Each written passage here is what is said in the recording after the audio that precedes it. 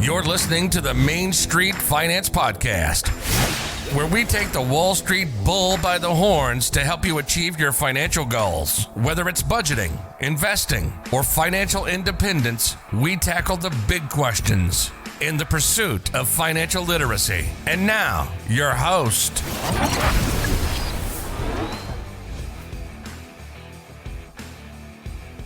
Hello, everyone, and welcome to the Main Street Finance Podcast. I am, of course, Alex, your host, and before we get into this week's episode, I wanted to give a little bit of a personal update. So, as you guys know, I slowed down my rate of episodes because I've gotten into flight school. I moved 1,200 miles to Arizona, and I'm just having a lot of fun, guys. I'll be honest with you. I've got about 3 weeks of flying experience under my belt. I'm at about 20 hours in the air. And I am loving it. I'm loving the career change, guys. If you are not the happiest in what you're doing, or maybe you have a passion that you haven't pursued, go for it. Take my advice, go for it. It's a lot of sacrifice.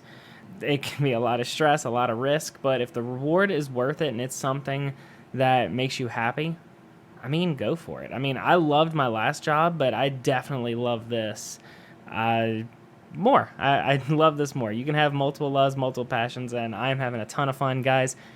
If you're not doing what you want to do with your life, go for it. Take a shot. As a great philosopher once said, if you had one shot, one opportunity to seize everything you wanted, would you capture it, or would you let it slip?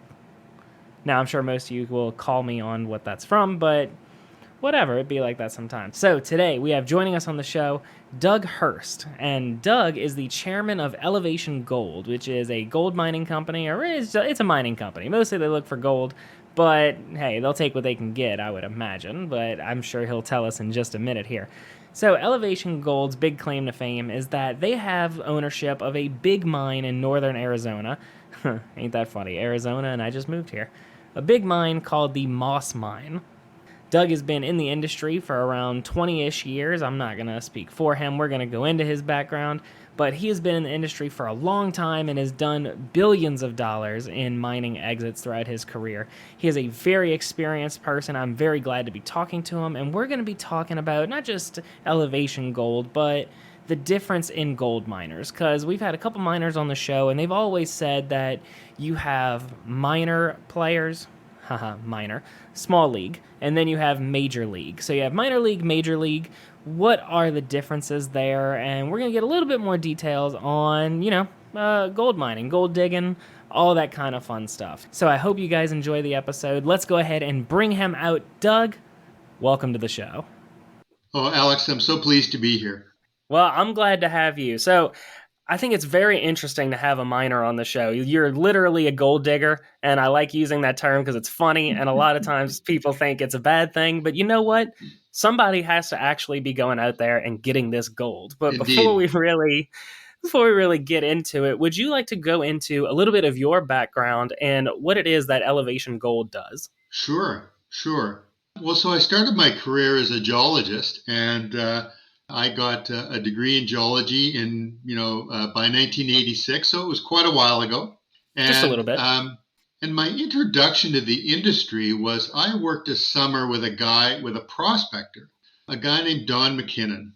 And Don McKinnon staked the claims that a huge gold mine in northern Ontario was found. It's called Hemlo. And Hemlo, so at the time, they were drilling the deposit. They were advancing it towards production. And he always said he thought there was going to be 20 million ounces there. Well, you know what? There are 30 million ounces and they're still mining it. So operations started in the mid-'80s. So it's been there for a long, long time. But the really interesting part about the summer that I spent with Don, or sort of working for Don, was that there was a huge staking rush that happened around Hemlo. So all these claims got parceled out and dealt out to all these junior mining companies in Toronto and Vancouver. And so even though I was working on the technical side, bashing rocks and looking for new gold deposits, I also got exposed to the business side of it. Where does the money come from? How do stocks react when discoveries are made? And so all of these kinds of things really started to roll together. And so I worked for several summers as a student and then as a geologist for a couple of years after school. And then my then girlfriend, Sophia, and I moved out to Vancouver. And I ended up getting a job with a brokerage firm. It was a small regional brokerage firm called McDermott St. Lawrence. Very family-like business, wonderful, incredible people. And I got to learn my trade. So I ended up putting a suit on and a tie, and I started to understand how the technical aspect of the business related to the finance. So I worked for 7 years for McDermott and a further 2 years for a group called Sprott Securities. You may recognize that name. Eric Sprott is fairly big in the precious metals industry. And so I got to work 2 years with Sprott. I then worked for another 7 years consulting, and I consulted to several different groups, sort of eyes and ears work, just looking around for interesting deposits, interesting discoveries that were made in the industry. And I did quite a bit of work for Newmont, which is a large gold company. They're the number one, aren't they? They're a big one. Yep. And I think Barrick and Newmont trade number one spot, bounce it back and forth. So they were one of the big ones, definitely. And then I ended up consulting for a group called Major Drilling. And Major Drilling was a publicly listed diamond drilling company, so that they mostly did drilling for mining companies. And I dug around and sussed up drill contracts for them. That was very interesting. They also had a program where they were helping mining companies finance drill campaigns. And they had a really cool way of doing it. And so I got to participate in digging up all of these kinds of ideas. And I also had a really good broad view of the industry and how it relates to finance. So all of that really came to bear when a friend and I started a royalty company called International Royalty Corporation. So I ended up working with a guy named Doug Silver, and Doug's a very smart guy, and he's a very database guy. And I was less smart and less database oriented, but still enough to be good. We conceived of and realized that the North American mining markets had virtually no royalty companies. And so Franco and Euro and Royal Gold were previous royalty companies, and they had sort of disappeared and drifted into the shadows and weren't listed anymore. Royal was listed in the US. So we fired up a royalty company, and we dashed around and built a portfolio of royalties, and we almost didn't negotiate with anybody because there was no competition. It was really interesting. So we had first mover status. We weren't smarter than anybody else. We were just lucky enough to think of the idea early enough that we were able to move. So we listed that in 2005, and we sold the company for $800 million to Royal Gold in 2010. So it was a great pass. And then I did some more consulting. I dabbled in renewable energy, looked at sort of small hydro. And then I threw my hat in with a bunch of guys that I'd known for many years. They had started a company called Newmarket Gold. And so I jumped on as a director, and we merged with a company called Crocodile Gold. And Crocodile had a mine in Australia called Fosterville. And Fosterville right now is the highest grade mine on the planet, and it's extraordinary. It's in a company called Kirkland Lake. The fascinating thing is that we did a financing for Newmarket at $1.25 in July of 2015, when the price of gold went down $5 or $10 a day for a month. I mean, it was painful, absolutely painful. And but we got the financing done. We had promises for 15 of the 25 million that we needed to close the deal to buy Crocodile. And the two principals of the company, Doug Forrester and Blaine Johnson, came back to the board and said, okay, we need another $10 million to close this deal. Everybody's writing checks. So we wrote much bigger checks than we all wanted to write, which was perfectly fine. And within 18 months, we'd sold the company for $1 billion.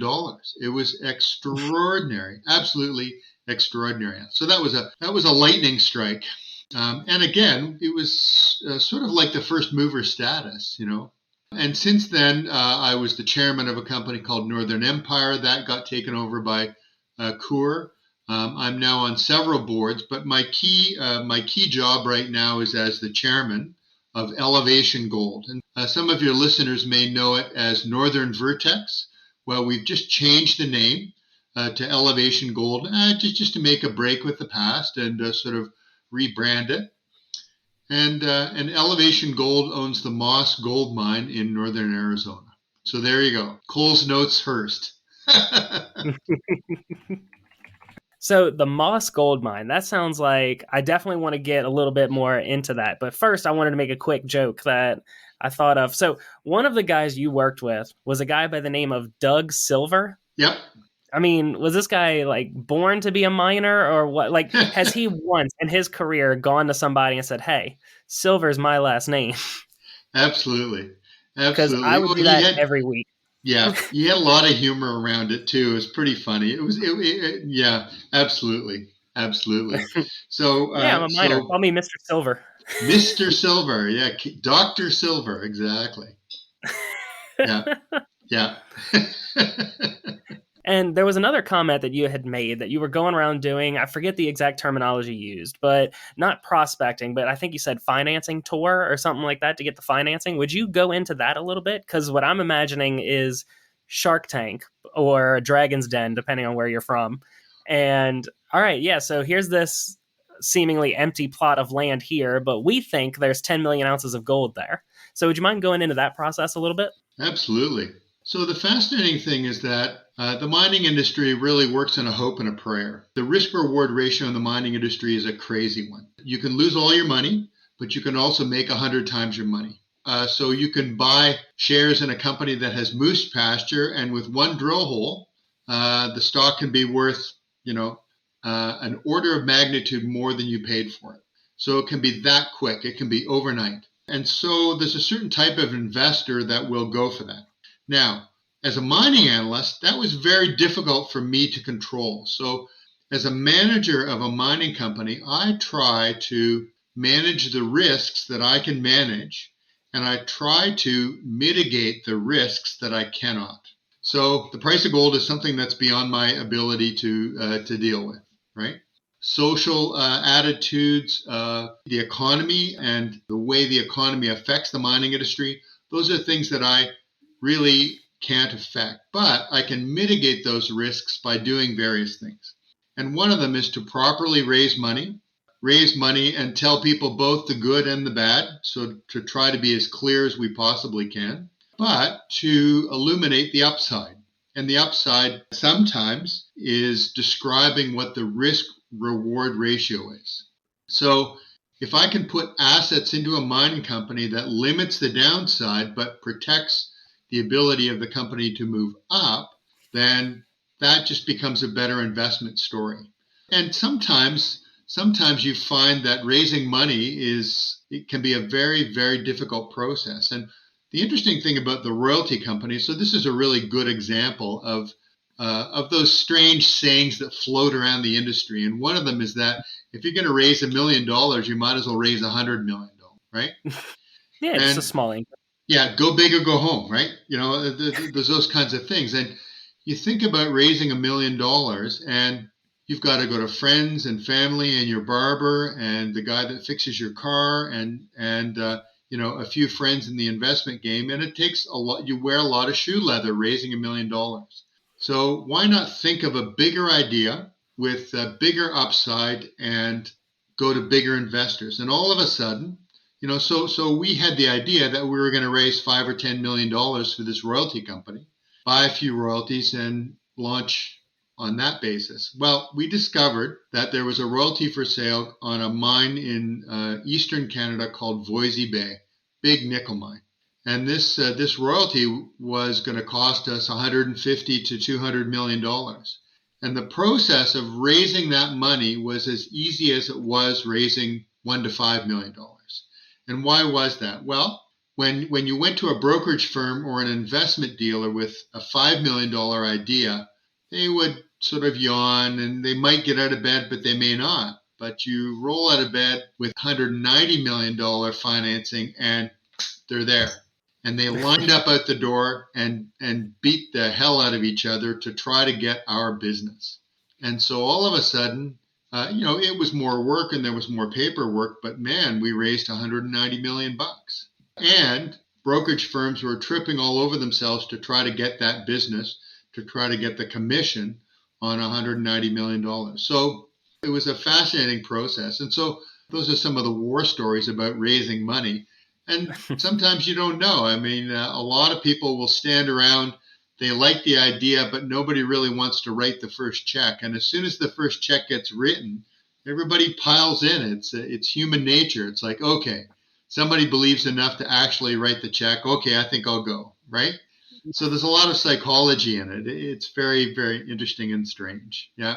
Oh, absolutely. But then again, that's part of the problem with the first check people. I mean, you think, I know I'm kind of going to the deep end here, but you end up with Theranos and Walgreens or Nikola and GM. Yeah. Like once you get that first person who signs the check, it sort of legitimizes the whole thing, which can be either used for good or for evil. I don't mean to imply there's anything bad. No, that's true. As soon as you said the first check gets signed, now all of a sudden everyone wants in. First thing I thought of was, oh, well, if you get a big name to sign on to something, oh, well, they must have done their due diligence. I'm going to go ahead and use this as a quick second to tell my audience that you should always do your own due diligence, because otherwise you're going to get caught like everyone else did. Oh, indeed.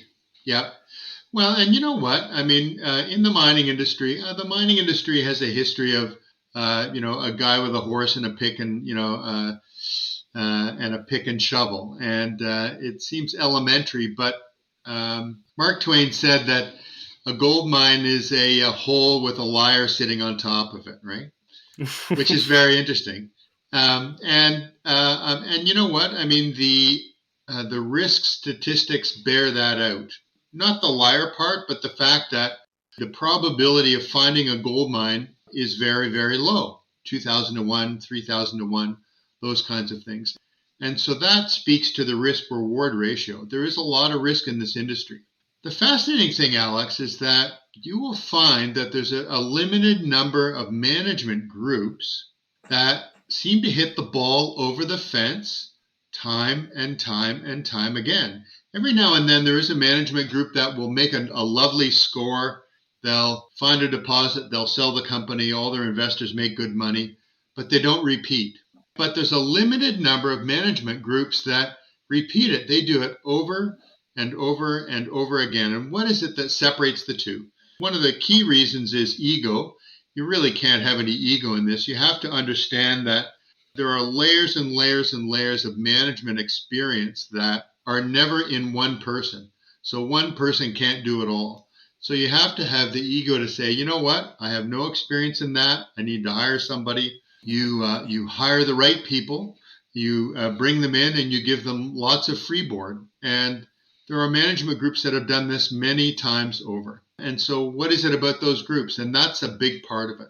So I've been involved in 3 takeovers and several success stories since I jumped into the corporate side. And Elevation is shaping up to be that all over again. Well, absolutely. And I mean, you've done I guess what I would call the full tour. Graduated, became a geologist, did the geology thing, going out with your pickaxe. Yeah. Went into finance and underwriting and actually looked at the mining industry. Then you really jumped in again, rose to the top, and now you're a director of several companies, and now you're the chairman of this one. Yeah. So I mean, you've basically done it all. Well, the interesting thing is that I'm not extremely competent in one discipline. Jack of all trades, master of none. Well, there you go.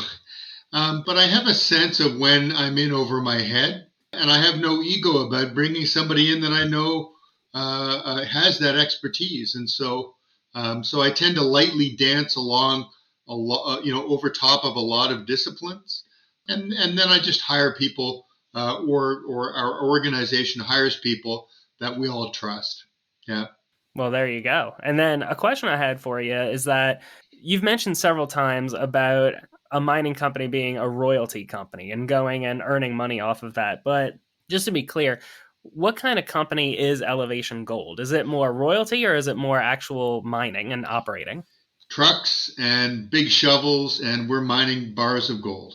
Well, there we go. Wait, so there are bars in the ground? No, I'm messing No, with we're mining 4 bars of gold. How about that? you. Yeah, I was making a joke. You just go out with a shovel and boom, here's this Hey, perfectly smelted bar of gold just right there. well, it is interesting how you can see these Australian guys in Western Australia or in the state of Victoria, and they use metal detectors and they find lumps and chunks of gold.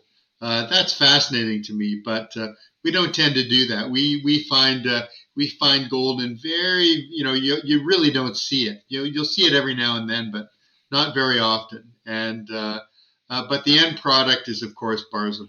Well, there you go. And that goes back to the whole a gold mine is a hole in the ground with a liar on top of it. Sometimes might not be a liar. It might just be someone mistaken. I mean, because then we get into a question of, I forget the term, grade. Yes. Because you can go and find, an ounce of gold by digging down 5 feet and you've found a total of an ounce of gold. And you go, oh, this is a gold mine. But then by the time you got the big trucks and big shovels coming out there, oh, well, for every ton of dirt, there's, an ounce of gold. Yep. Like, sure, that could technically be a gold mine, but if you got to move a ton of dirt for 1 ounce of gold, that's not financially viable. Yep. Yep. Well, yeah, definitely. I mean, grade is king. I mean, if you can have the higher grade your deposit, the better. There's no doubt about that. But there are forms of mining that can mine very low grades and make very good money. So Newmarket, which was one of the companies that I was associated with previously, had an incredibly high grade gold mine in Australia, this Fosterville mine. Very, very high grade. And yet Moss, the next company that I've really jumped in and joined, the grades that we have at Moss are very low. But the difference is that Moss mine is an open pit mine, so we can use large trucks, large shovels, economy of scale, right? And the type of ore that it is, you can do what's called leaching. So you're essentially leaching a solution through the rock. It dissolves the gold. And then from the solution, you can extract the gold and pour bars. And you can make good money at it. But we would always love to have higher grades, of course, because grade really is king. But if you can extract an ounce of gold and still make good money at it, then that's a viable mining operation. Yeah. Well, alrighty then. Alrighty, Doug. So while I've got you here, and not necessarily captive because you volunteered to come on the show, but Absolutely. while I got you here, Yep. But while I got you here, I want to talk about specifically the mechanics of investing and how that works. So first off, you had made the comment earlier about junior miners. So would you mind going into the difference between junior miners versus the major miners? Yeah. Well, so junior miners are essentially concept companies. They have no revenue, but they have some expenses. And essentially what they're doing is they are sort of like the research and development portion of the industry. And so junior miners are also really junior penny stocks, those kinds of things. And so what they're doing is that they're raising money to generate a proof of concept. And the proof of concept is there gold or is there copper, lead, zinc on the properties that we have the rights to? And those companies tend to be smaller. They don't have revenue. And so to do due diligence on them is to really know the people. The people is a very important aspect of a junior mining company. There is some technical, so you have to have a sense of whether these guys have done it before. And without technical knowledge, you can get a sense of whether these guys, are capable of making a discovery.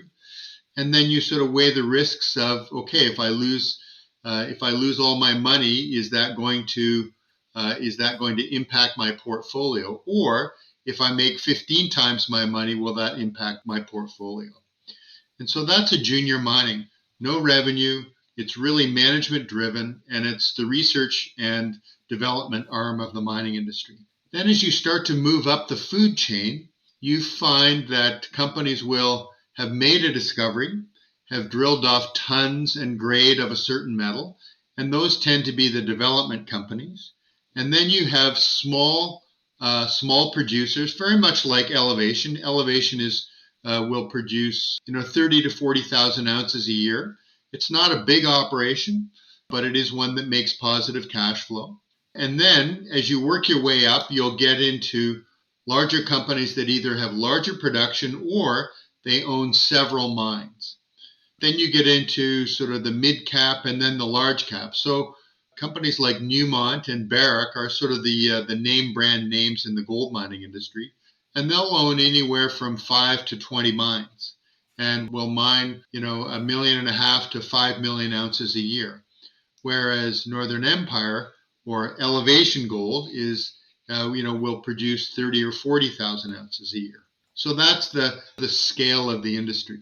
Okay, so with the junior miners, would it be fair to say that, I don't want to say for them it's gambling, but it's sort of it's the hole with the liar on top of it. Yep. They own X amount of properties or this property here, and you investing in it is essentially a gamble of, does the property they have not only have the metal that they're looking for, but in the gradient required, or in the grade required for them to make a profit? Yep. Well, you know what? The real pros that invest in the junior end of things, they don't put all their money into one basket, right? That was going to be my next question. Yep. They never do. They will buy a basket of companies, with the whole premise that I'm going to buy 10 companies. I'm going to do my research. I'm going to put money into each of these 10 companies. And I will assume that half of them will completely fail, right? And 2 or 3 of them will do okay. They'll tread water. They might make some profits. And that 1 or 2 are going to shoot the moon. Absolutely. And the overall returns that basket of 10 stocks will generate is 20, 30, 40% per annum. So they are going into it knowingly with their eyes wide open, knowing that half or even 60 or 70% of these companies will lose money, the stock price will go down, and some of them will just completely fall off the edge. But as long as you know that on average, if you do your homework and pick your companies properly, that a couple of them are going to make 4, 5, 6, 10 times your money over the whole time period that you're investing in those 10 companies, you generate a decent return. The good old shotgun approach. The old shotgun approach. And that is true of almost any part of the industry. So for me, what I tend to do is that I tend to mitigate my risk in investing in this space by managing, by being part of the company and knowing exactly what's happening, helping management or helping the people that are around me to mitigate the risk, because I've got a lot of money in this thing. And so I tend to put my money where my mouth is. When financing's happening, I'll buy a chunk of the financing. I will buy stock out of the market. And, my investment risk is the same as my investors. And so I'm stomaching all of those risks along with the investors that are investing along beside me. Absolutely. And hopefully that's true of most management teams. I know in a lot of corporations, you make sure the top managers, have a decent stake in the equity. So that way, what happens to the investors happens to them because they are an investor. Absolutely. And for those of you who don't know what I'm referring to, go back to my episode on the agency theory. There you go. Exactly. Gotta love self-references. Yep. But so we've talked about the junior miners. Is it fair? Would it be a fair assumption, or rather a fair comparison for the major miners, that it's more of a REIT sort of, because they have these mines are proven, they're extracting X amount of ounces per year. Would it be fair to call a major miner like Newmont or, I already forgot the second one. Yeah, Barrick, sure. Barrick. Well, you know what? Yes and no. So your reference to a REIT is a really interesting one. So a REIT essentially invests in companies as well as properties to aggregate the returns on behalf of its investors. And a royalty company is very similar to that. So a REIT doesn't take on the direct risk of real estate. They take on the indirect risk, right? Right. And a mining royalty company does exactly that.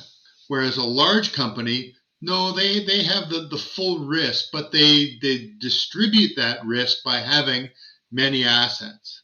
So a company like Barrick has, 15 or 20 mines, And so they spread the risk over those 15 or 20 investments. And they do that on behalf of the investor that buys one share of Barrick. Okay? But they shoulder the risk. They do have the liability. If a mine doesn't perform, then that is Barrick's liability for sure. The interesting thing is that a REIT in the mining industry is what's called a royalty company. And a royalty company will buy net smelter royalties. And so a royalty company is just like that of a record company. Record company, the artist writes the music, they record it, and they get, every time there's a sale of that song, they will get a tiny portion of the revenue, 1 or 2 or 3%. So if over a year they sell $100 million of records, then the artist will get, with a 1% royalty, gets $1 million a year. And so the same is true of the mining industry. So let's say my friend Don McKinnon staked the claims at Hemlo, and he had a 1% royalty. If the mine generated $150 million a year, he would get $1.5 million a year. And that's a revenue stream that a financial group can look at and say, okay, that's a revenue stream. We can value that. The life of the mine is 10 years. They can do a calculation to say that that royalty has value. And that value, the value of that cash flow stream is very high because you don't have to manage it. All you're doing is buying a contract that's paying you something. So royalty companies have very large revenue, almost no expenses, and they don't have the direct liability of mining the gold or silver or lead or zinc. So I would say that a royalty company is more like a REIT. Okay. So let me ask you this. If you're investing in the major miners, and that's specifically the subsection of your portfolio that you're investing in, because these companies are diversified across, in the case of Barrick, 10, 12 different mines, Yep. How many do you think it would take to be considered diversified? Is one good enough, since technically, you buy one share of Barrick, you've got 12 different mines? Or would you say maybe a handful? And again, I need to say this for the audience. Doug is not a financial advisor. He is most certainly not your financial advisor. We're just two guys talking. Well, I think that the risk profile of companies varies dramatically. So if the world blows up tomorrow and gold goes back to $1,500 an ounce or whatever that number is the company that you're buying, if they have one mine, is there really good core value in that mine? And is there risk that they could go a lot lower? Yeah, there's always that possibility. So you look for other avenues where the management has mitigated risk, either by being able to raise capital when many other groups can't raise capital, raising debt when many other groups don't have the ability to raise debt. So really it comes back to management. In something like Barrick, you will your returns on the upside are muted. So if you have a good run in the price of gold, Barrick may jump, may jump 50 or 60 or 70%, whereas a small junior miner with a higher cost structure might jump 300 or 400%. And so within your portfolio or within your investment strategy, you have to have some of the ones that will go 300 and 400%, and you have to have, a bigger base of ones that will have more muted returns, but their risk profile is much better. So that's the whole diversification argument. Okay, so something I just thought of in the middle of you explaining that was just the different risk profiles between the junior miners and the major miners. It's almost sounding like and bear with me here, a sort of relationship where the junior miners are the high risk sort of quote unquote stocks, and the major miners are more of sort of bonds or fixed income. Yep. Not that they can't, find new mines and do all that kind of good stuff, but it really sounds like if we were to compare junior miners and major miners to stocks and bonds, the juniors are the stocks. They either pop or maybe they don't. Yep. And you've got the more conservative major miners where, you're sort of cashing a check. You're pretty diversified. As long as you're doing your research on the management team, it's sort of the safe bet. Yep. So it's really interesting. If you don't have direct links to the industry or you're not managing the companies that you're investing in, you have an indirect link to the company. And so people will manage their risk by diversifying, right? But if you look at my portfolio, 60% of my net worth is in 4 companies, right? And that's because I'm a director, I'm managing, and so I mitigate my risk not by diversifying my investments, but by diversifying my risk by being right in the driver's seat or right in the room. And I manage my investment risk by working with really good people. So it's a different form of diversification, but it's still diversification. So my stockbrokers always say, "Oh my goodness, you've got 50 or 60 or 70% of your net worth in 2 or 3 companies, it goes against diversification theory." So I really diversify my risk by being on the inside, by managing the companies that I'm putting a big chunk of my net worth into. Absolutely. And I'll come a little bit to your defense for everyone else who might have cringed when you said 60% of your net worth in 4 companies. Absolutely. You guys got to keep in mind that there are, the first thing that came to mind was the Warren Buffett quote. Right. What is it? Something, diversification is for people who don't know what they're doing. Yep. Or something along those lines.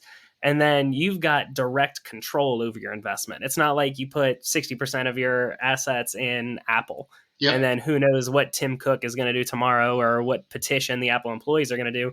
You are actively running these companies. So there's no agency theory. You're investing in this company. You have no control over what they're doing. They could make some announcement tomorrow and, you lose 20% of your net worth. Yep.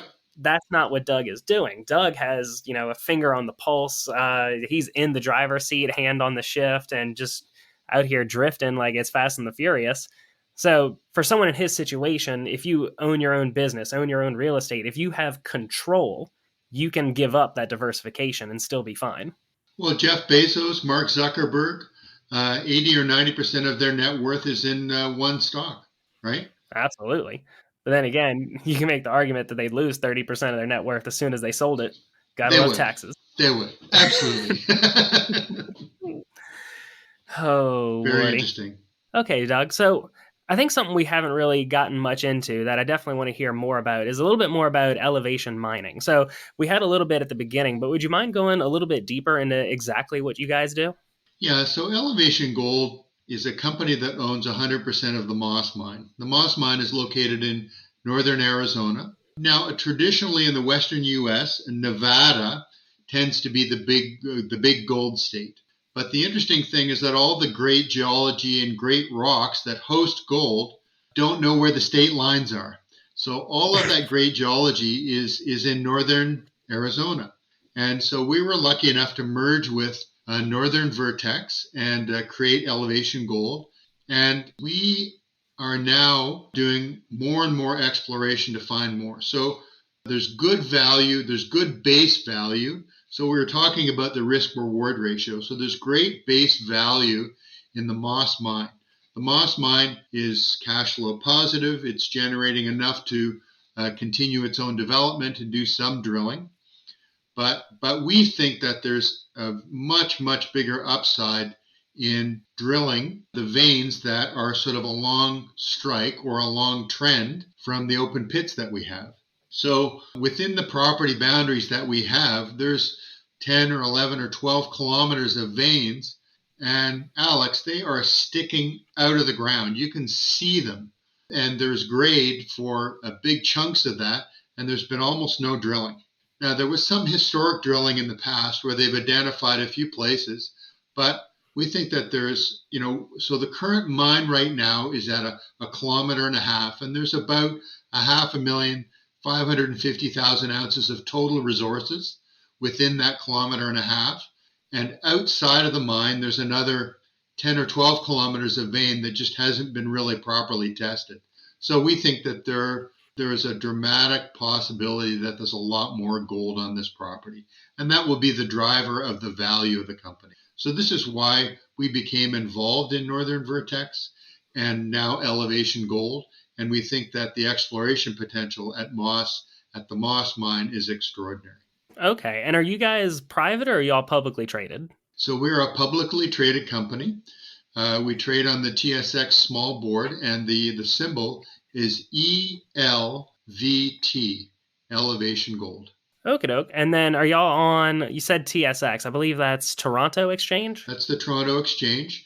We also have a listing on the OTC bulletin board. It's the QX Exchange. Yeah, and we are listed there. And the symbol there is... Hey guys, it's Alex coming at you from after the recording and after the editing. So I was double checking all of the links that Doug gave, and I noticed he transposed 2 of the letters in the ticker symbol for Elevation Gold for the OTC market. So I went ahead and I edited that out and replaced it with this. So the ticker for Elevation Gold on the US OTC market, which is over the counter, is EVGDF, and I will link that in the description below. Just wanted to make sure that was out there and you guys had access to it. So back to the show. And that's on the OTC. Alrighty, Doug. So with that, I think we can go ahead and start moving towards the conclusion of the show. I will go ahead and have those tickers in the show notes below, but would you mind, for my audience at home, if they want to learn more about you and Elevation Mining, where could they go to find out more about you? Yeah, the best place to go is elevationgold, that's one word, .com. And there's all sorts of information on that website. Alrighty, well, I will have that in the description below. And Doug, the last question I typically ask is something I don't prepare my guests for. It's something I just like to throw at them. Good. So if you had one maybe mic drop statement that you would like to leave us with, and it could be anything of your choice. Could be something about Elevation. It could be something about you. It could be a personal piece of advice that you've picked up after, I'm not even going to say how many years in the business, but dealer's choice. If you had one mic drop statement that you would like to leave us with today, what would that be? Well, it's all about risk management. And the statement is, hope is not a strategy. I love that one. Yeah. Alrighty, Doug. Well, thank you so much for coming on the show today. I really appreciate you taking the time out of your day. Oh, you're most welcome. It was a real pleasure. It was a wonderful conversation. Thank you, Alex. Well, it was no problem at all. And for those of you at home, I will have all those links in the description below. Be sure to go check it out. Do your own due diligence on the mining companies that you decide you want to purchase. And with that, guys, we will see you all next time. Thank you for listening to the Main Street Finance Podcast. Have a question on today's topics or have suggestions for future episodes? Send an email to mainstfinance@gmail.com. Sharing is caring, so if you learned something new and useful today, make sure you share with friends and family. Don't forget to like and subscribe to be notified of new episodes. For demonstrations and more examples, be sure to check out the YouTube channel. We'll see you next time.